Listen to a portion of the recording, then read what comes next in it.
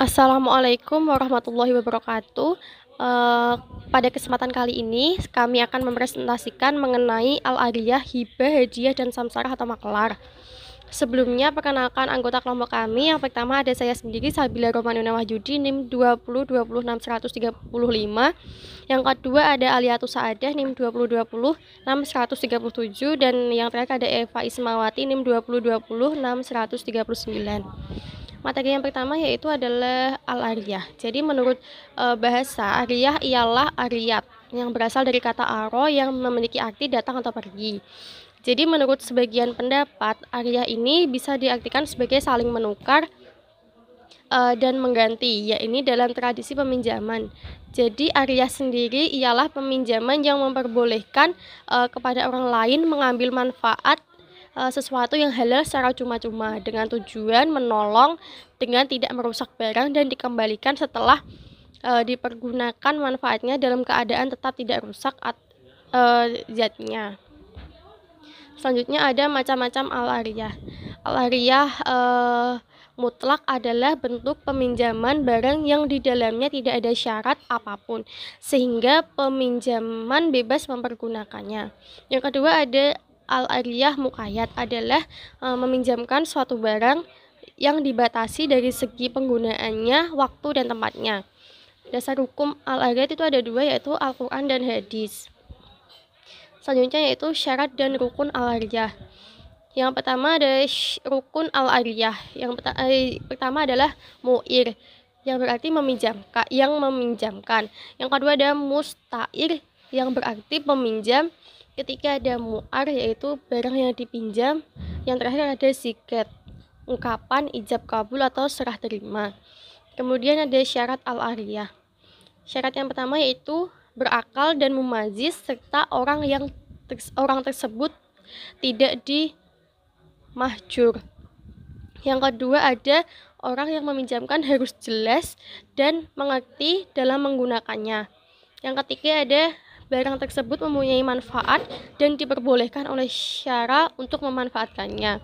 Yang terakhir ada setiap ungkapan yang menunjukkan keridhaan pemilik dan kebolehan memanfaatkan barang tanpa adanya pengganti, baik dengan ucapan, perbuatan, isyarat, atau saling memberi. Yang selanjutnya akan dijelaskan oleh teman saya. Baik, saya akan melanjutkan presentasi dari teman saya. Selanjutnya yaitu hibah. Kata hibah berasal dari bahasa Arab habata yang artinya pemberian. Secara terminologi, hibah berarti pemberian yang dilakukan secara sukarela dalam mendekatkan diri kepada Allah Subhanahu wa Ta'ala tanpa mengharapkan balasan apapun. Apabila seseorang memberikan harta miliknya kepada orang lain secara sukarela tanpa pengharapan balasan apapun, hal ini dapat diartikan bahwa si pemberi telah menghibahkan miliknya. Selanjutnya, syarat dan hukum hibah. Rukun hibah. Pertama, ada penghibah, yaitu orang yang memberikan hibah. Penerima hibah, yaitu orang yang menerima pemberian, benda yang dihibahkan, dan sigot atau ucapan ijab kabul atau serah terima. Syarat hibah. Pertama, barang yang dihibahkan adalah milik si penghibah. Disyaratkan bagi penerima hibah benar-benar ada pada waktu hibah dilakukan. Selanjutnya, barang tersebut mempunyai manfaat dan diperolehkan oleh syara untuk memanfaatkannya.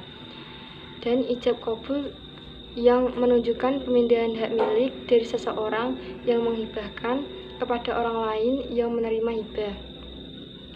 Dasar hukum.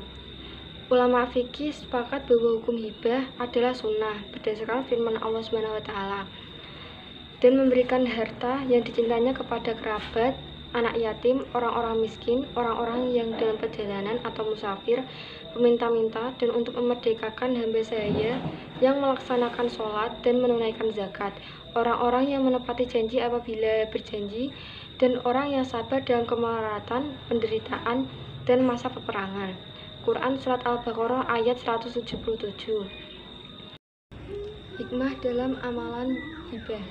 Hibah ini merupakan salah satu aktivitas kemasyarakatan yang berkesan memupuk rasa hormat, kasih sayang, toleransi, baik sangka, ramah mesra, dan kecakan dalam kehidupan sosial sebuah negara. Selanjutnya yaitu materi hadiah. Hadiah adalah pemberian sesuatu kepada seseorang dengan maksud untuk memuliakan atau memberikan penghargaan atas sesuatu prestasi yang diraihnya.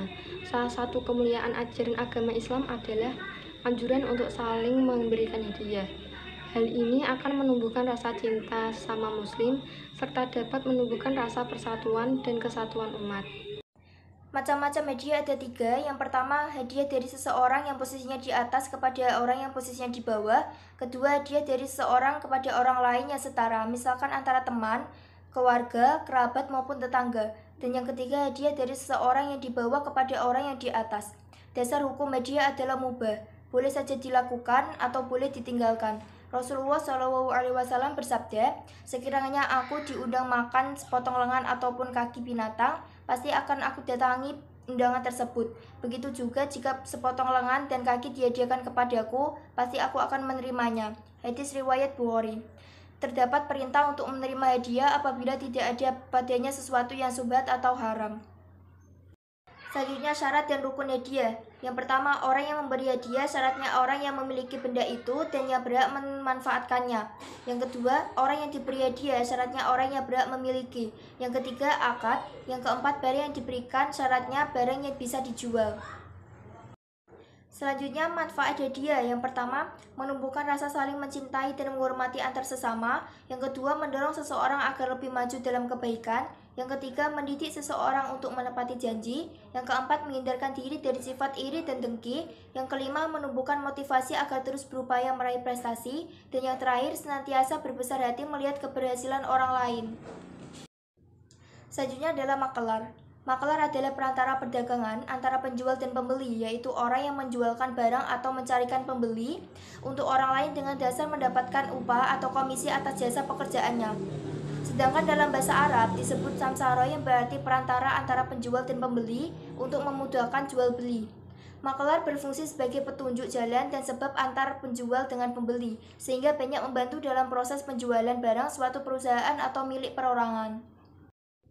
Syarat dan rukun makelar. Yang pertama, persetujuan kedua belah pihak. Yang kedua, objek akad bisa diketahui manfaatnya secara nyata dan dapat diserahkan. Objek akad bukan hal-hal yang maksiat atau haram. Yang ketiga, dari pekerjaan seperti makelar ini boleh memungut upah atau ijarah.